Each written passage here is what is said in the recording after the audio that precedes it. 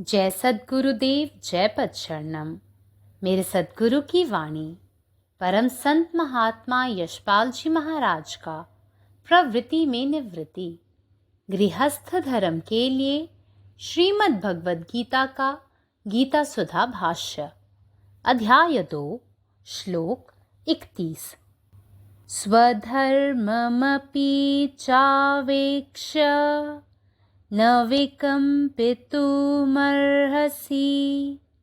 धर्म्याधियुद्धात् श्रेयोऽन्यत् क्षत्रियस्य न विद्यते।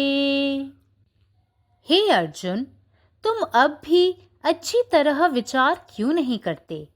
तुम क्या सोच रहे हो?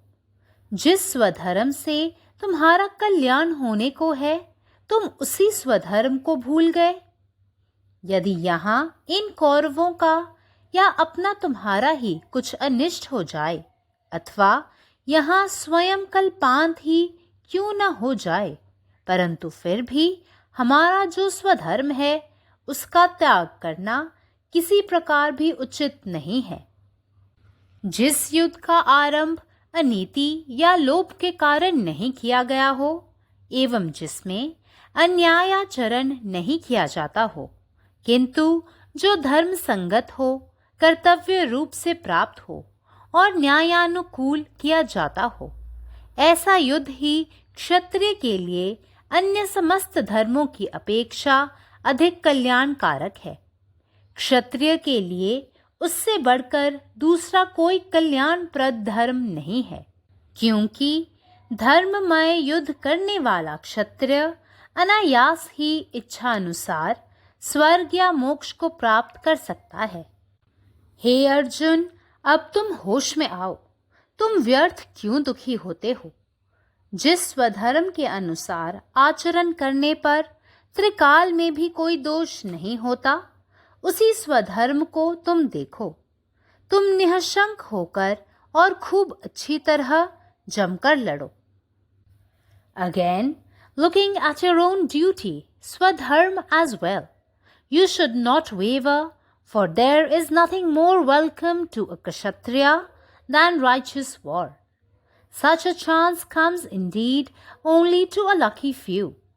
Here Arjuna has been called upon to fight righteous war wherein his enemies are true aggressors.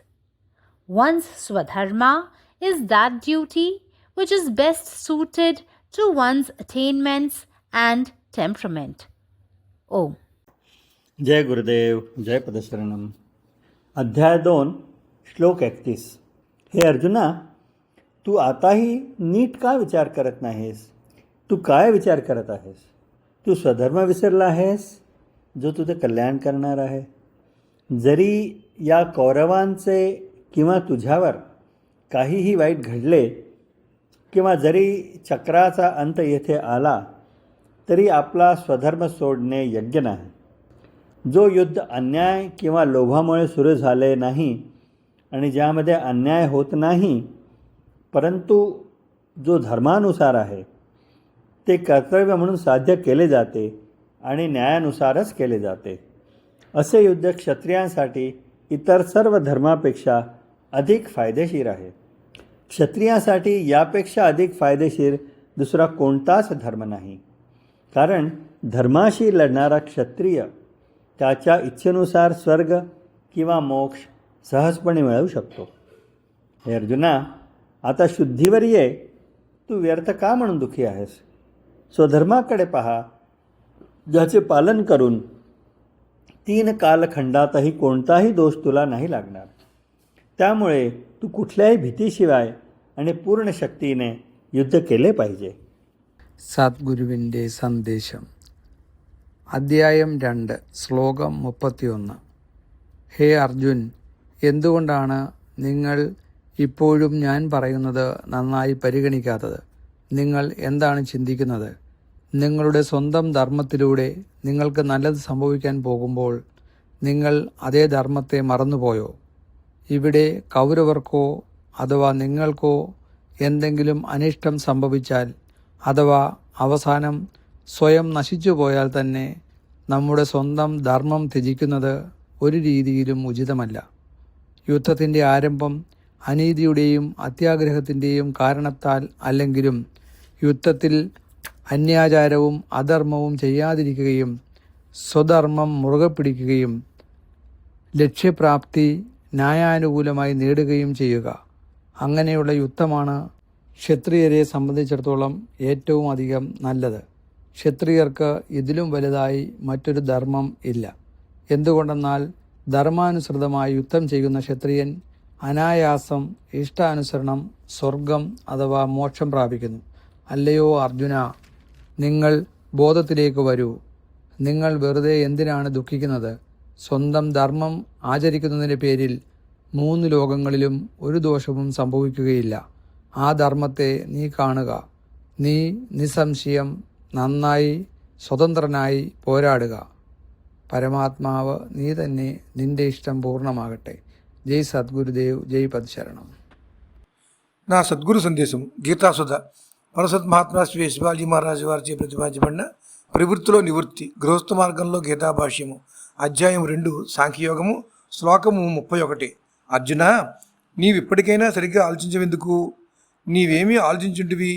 ఏ స్వధర్మం వలన నీకు మేలు జరుగునో ఆ స్వధర్మాన్ని మర్చిపోయావు. ఒకవేళ ఇక్కడ ఈ కౌరవులకు కానీ లేదా మీకు కానీ ఏదైనా కీడు జరిగినా లేదా సాక్షాత్తు కల్పాంతం జరిగినా కూడా మన స్వధర్మము ఏదైతే ఉన్నదో దాన్ని త్యజించుట ఎంత మాత్రమూ సరైంది కాదు.